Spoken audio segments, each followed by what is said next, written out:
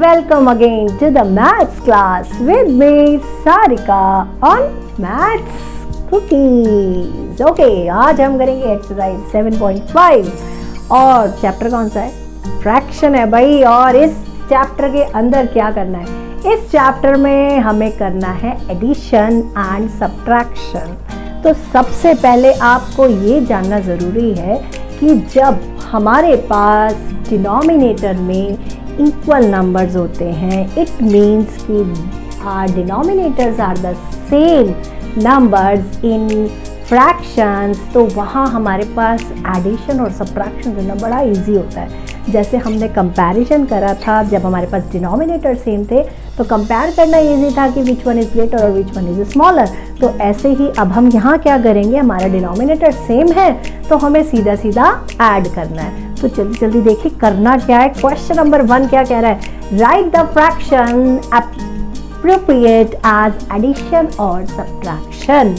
आपको यहाँ पर फिगर गिवन है, कुछ पार्ट शेडेड है और आपको ये बताना है कि इसके अंदर एडिशन हो रहा है कि सब्ट्रैक्शन हो रहा है। तो जल्दी से अपनी फिगर देखें। यहाँ पर देखिए कितने पार्ट हैं टोटल, 1 2 3 4 5। आपकी सेकंड वाली फिगर में भी कितने पार्ट होने चाहिए? 1 2 3 4 5। क्योंकि हम क्या कर रहे हैं, हम सेम डिनोमिनेटर के साथ वर्क कर रहे हैं। तो जो आपका आंसर आ रहा है इक्वल टू के बाद जो आंसर है वो भी आपका क्या होना चाहिए? 5 इक्वल पार्ट्स होने चाहिए। तो उसको भी काउंट कर लेते हैं, 1 2 3 4 5। ओके जी, हमारे पास यहाँ पर आंसर हो गया, ये आपके 5 इक्वल पार्ट्स हो गए। यहाँ पर भी 5 इक्वल पार्ट्स हो गए, यहाँ पर भी 5 इक्वल पार्ट्स हो गए। अब आपको देखना है कितने पार्ट शेड हो रहे हैं। यहाँ आ गए आपके पास 1 पार्ट शेड, यहाँ हो गया 2 पार्ट शेड और यहाँ पर आपके पास हो गया 3 पार्ट शेड। अब देखिए ये 1 है, ये 2 है और वहाँ पर 3 है। इट मीन्स कि आपका नंबर क्या हो रहा है? इंक्रीज हो रहा है ना, बढ़ रहे हैं ना, आपके शेडिंग पार्ट बढ़ रहे हैं। तो हम यहाँ पर क्या करेंगे, प्लस करेंगे या माइनस करेंगे? प्लस करेंगे। जब हम 1 और 2 को ऐड करते हैं तो हमारे पास क्या आएगा? 3 आएगा। तो हम यहाँ क्या कर रहे हैं? प्लस कर रहे हैं। अब आते हैं बी पार्ट पर। अब बी पार्ट में आपके पास सर्कल है और सर्कल के अंदर अगेन 1 2 3 4 5 पार्ट्स हैं। ठीक है, यहाँ टोटल पार्ट्स कितने हो गए? 5। अब यहाँ पर देखिए यहाँ कितने पार्ट्स हैं टोटल? यहाँ पर भी टोटल पार्ट्स हैं आपके पास 5। आपका जो इक्वल टू है वहाँ पर भी आपके पास टोटल पार्ट्स हैं 5। अब जल्दी से इनकी जो शेडेड पार्ट्स है उसको लिख लेते हैं। यहाँ पर 1 2 3 4 5, ये 5 इसमें शेडेड पार्ट है।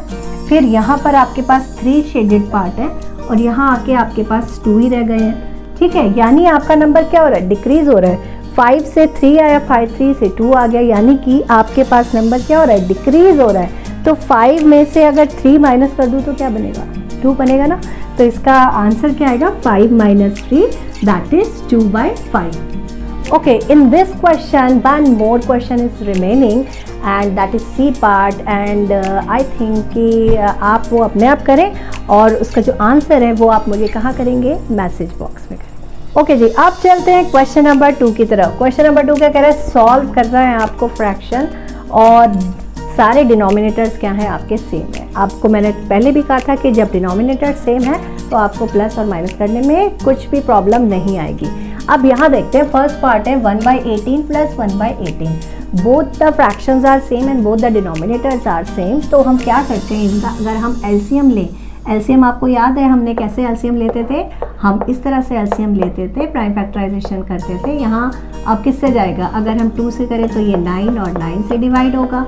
फिर अगर हम 3 से करें तो ये 3 और 3 होगा। अगेन 3 से करें तो ये 1 और 1 होगा।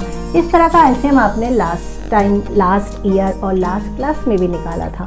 तो यहाँ अगर हम अपना 18 और 18 का एलसीएम देखें तो सेम आता है हमारे पास। ये आता है 2 × 3 × 3 मल्टीप्लाई कर दीजिए, दैट इज 2 3 = 6 6 3 = 18। तो ये आपका एलसीएम बनता है। जब भी आपके पास डिनोमिनेटर सेम होते हैं तो आपका एलसीएम क्या होता है? वो सेम होता है। तो यहाँ भी इस कंडीशन में भी हमारे पास एलसीएम सेम होगा। तो हम क्या करेंगे, अब हम इस तरह से इसको करेंगे और एलसीएम यहाँ नीचे लिख देंगे और अब ऊपर वाले नंबर को सिर्फ हमें डिवाइड करना है। एलसीएम को हम 1 टाइम लिखते हैं, जो हमारा न्यूमिनेटर है हम उसको जो भी हमें प्लस करना है हम प्लस करें या माइनस करना है तो माइनस लिखेंगे। अब इसको सॉल्व कर लेते हैं। सिर्फ किसको सॉल्व करना है? ऊपर वाले पार्ट को। तो ये आ जाएगा 2 1 + 1 दैट इज 2, यानी कि ये आंसर बनेगा 2/18। अब अगर ये पार्ट डिवाइड हो रहा है किसी नंबर से तो उसको डिवाइड कर दीजिए।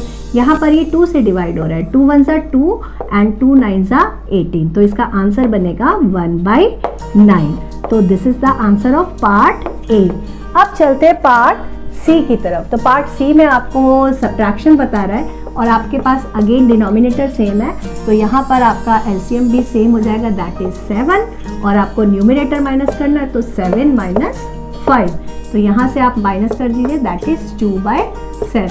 अब ये कोई भी डिवाइड नहीं हो रहा है नंबर, इसलिए हम इसको यहीं पे आंसर बना देंगे, तो 2/7 इज द आंसर।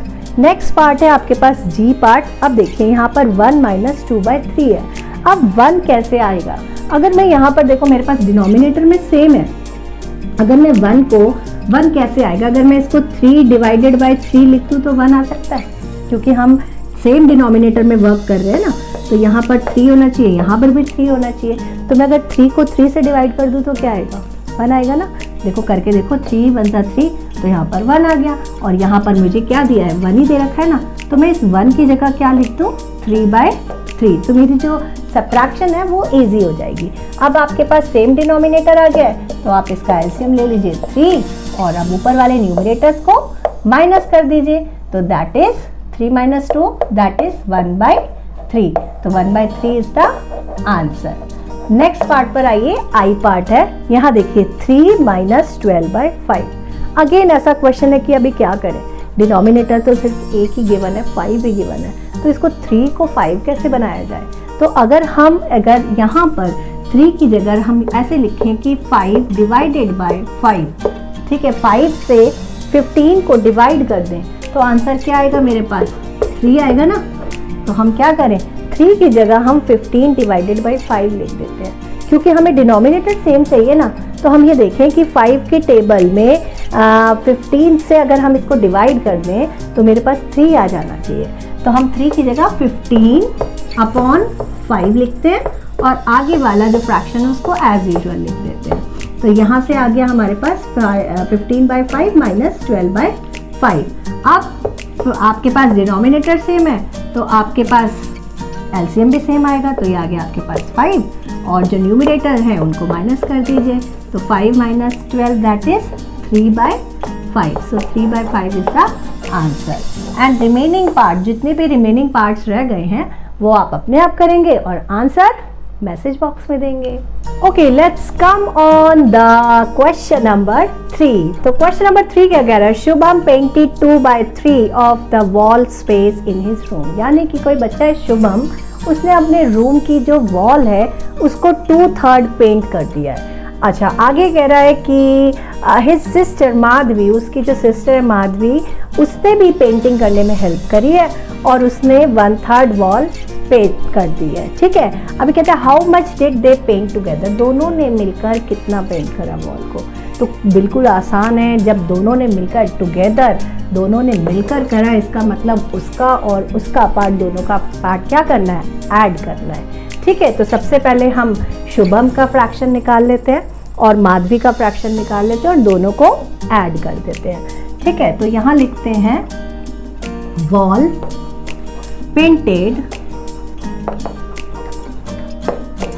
ये आंसर है आपका, वॉल पेंटेड बाय शुभम। ठीक है, तो शुभम ने कितना करा? That is 2/3। अब ऐसे ही wall painted by Madhavi, Madhavi ने कितना करा? माधवी का है हमारे पास दैट इज 1/3। ठीक है, तो यहाँ लिख देते हैं ऑल टुगेदर, ऑल टुगेदर में दोनों आ जाते हैं, तो दैट इज 2/3 प्लस 1/3। अब बिल्कुल इजी है, आपका डिनोमिनेटर सेम है तो आपको एलसीएम लेना है और एलसीएम आपके पास 3 आ जाएगा, तो न्यूमरेटर को ऐड कर दीजिए, दैट इज 2 + 1 इक्वल टू, अब ऐड कर दीजिए दैट इज 3/3। यानी कि अब आप इसकी कटिंग करें तो आपके पास आंसर क्या आएगा? 1। यानी कि जो आपका आंसर आया है वो आपके पास क्या है 1 आया, यानी 1 का मतलब उन दोनों ने मिलकर पूरी वॉल, 1 का मतलब 1 वॉल हो गई, ठीक है। तो इसका मतलब ये हो गया कि पूरी वॉल दोनों ने मिलकर पेंट कर दी है। अब आते हैं क्वेश्चन नंबर 4 की तरफ। तो fill in the missing fraction, आपको फ्रैक्शन गिवन है और फिलअप की फॉर्म में है, आपको आंसर दे रखा है और आंसर आपको बताना है कि इसके अंदर किस तरह से आंसर आ रहा है, प्लस करके आ रहा है, माइनस करके आ रहा है, और अगर प्लस या माइनस हो रहा है तो कितना फ्रैक्शन माइनस हो रहा है या प्लस हो रहा है। तो देखते हैं A part, that is 7/10 minus box equal to 3/10, ठीक है। अभी आपको पता चल गया आपका डिनोमिनेटर सेम है, तो हम यहाँ बॉक्स के अंदर डिनोमिनेटर को लिख देते हैं। अब देखो 7 से 3 बन रहा है, यानी कि 7 में से हम कितना माइनस करें कि 3 बन जाए। तो देख लीजिए आप 3 से बैकवर्ड काउंटिंग चलिए, 3 के बाद हम 7 तक काउंटिंग कर लेते हैं, 4 5 6 7, यानी 7 में से अगर मैं 4 माइनस करती हूँ तो मेरे पास 3 आएगा। तो आंसर हो गया आपके पास 4/10। अब इसको माइनस करके देख लीजिए, आपका 3/10 बन रहा है। अगर 3/10 बन रहा है इसका मतलब आपने जो फिल करा है वो आपका आंसर ठीक है। तो 7 - 4 दैट इज 3, और 10 हमारा एलसीएम 10 हो गया। अब आते हैं डी पार्ट पर।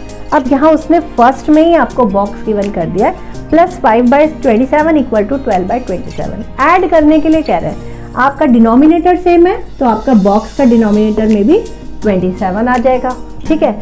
अभी देखते हैं 5 है, 5 में क्या ऐड करूं कि 12 बन जाए, ठीक है।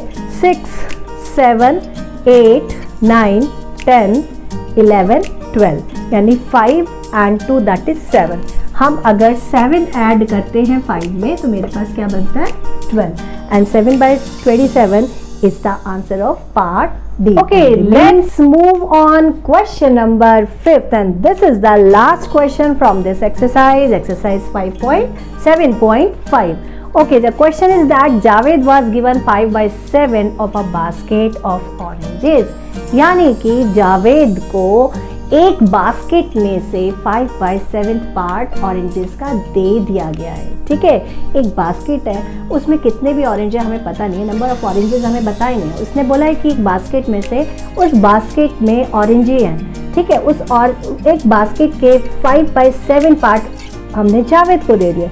हम इसको इस तरह से ले सकते हैं कि सपोज मेरे पास बास्केट है और मेरे पास 10 ऑरेंजेस है उसमें, और 10 ऑरेंजेस में से मैंने 5 ऑरेंजेस किसी को दे दिए, तो मेरे पास कितने रह गए 10 - 5 दैट इज 5। तो यहाँ आपको ऑरेंजेस नहीं बताया, उसने बताया एक बास्केट है आपके पास। आगे कह रहे हैं what fraction of oranges was left in the basket, basket में अब कितने ऑरेंज रह गए, कितना फ्रैक्शन रह गया। आपसे नंबर नहीं पूछ रहा है, आपसे सिर्फ फ्रैक्शन पूछ रहा है। तो आपको आंसर जो निकालना है वो आपके पास फ्रैक्शन में आएगा। तो हम यहाँ लिखते हैं क्या लिखें, हम यहाँ पर लिखते हैं oranges given by fraction of oranges, fraction of oranges given by Javed from a basket, ठीक है। एक बास्केट में से कितने मिल रहे हैं 5/7, ठीक है। अब ए का मतलब क्या है, आ का मतलब क्या है 1 बास्केट। तो यहाँ लिख देते हैं left oranges in a basket, और लेफ्ट की जगह अगर हम यहाँ लिखें कि fraction of left oranges in a basket, तो हमारे पास क्या आ जाएगा 1 - 5/7। अच्छा, अब आपके पास 1 - 5/7 आ गया। अब यहाँ आपके पास डिनोमिनेटर तो है ही नहीं, तो हम 1 को क्या लिख सकते हैं, अगर मेरे पास 1 - 5/7 है, मेरे पास यहाँ डिनोमिनेटर 7 है, तो हम 1 को क्या लिखें। अगर हम 1 को इस तरह से लिख दे तो चलेगा, 7/7 कर दे तो क्या होगा, 7 और 7 को अगर हम डिवाइड करें तो मेरे पास क्या आएगा 1 ही आएगा ना। तो 1 की जगह हम 7/7 लिख सकते हैं, बिल्कुल लिख सकते हैं। तो हमें डिनोमिनेटर हमारा सेम हो जाएगा और हमारे क्वेश्चन पे कोई फ़र्क भी नहीं पड़ेगा। तो अब हम यहाँ इसको माइनस कर सकते हैं, तो हम इसको माइनस कर देते हैं, आपका एलसीएम 7 आ जाएगा, और माइनस कर दीजिए 7 - 5 दैट इज 2/7। तो आपके कितने ऑरेंजेस लेफ्ट रह गए हैं बास्केट में, 2/7 पार्ट आपका लेफ्ट रह गया है बास्केट के अंदर, और 5/7 पार्ट जो है वो हमने जावेद को गिवन कर दिया।